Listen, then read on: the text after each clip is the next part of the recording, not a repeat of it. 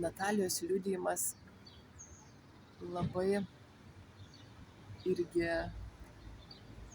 irgi sužadino tokį budrumą, nes jinai pasidalino tokia istorija, kad viena moteris klausė kunigo, ar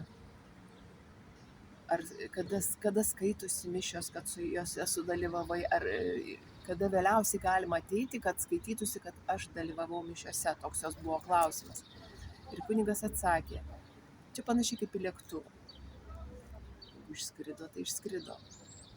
Galvoju, juk tai ne tik apie mišias, bet mes gyvenime labai dažnai atidedam įvairiausius dalykus ir dvasinius tuos dalykus, kur atrodo dar man gal nelaikas, man neįdomu, aš domiuosi visai kitais dalykais. Tai labai pavojingas mąstymas, nes lėktuvas gali išskristi. Tai budėkime ir bėkime į tą lėktuvą.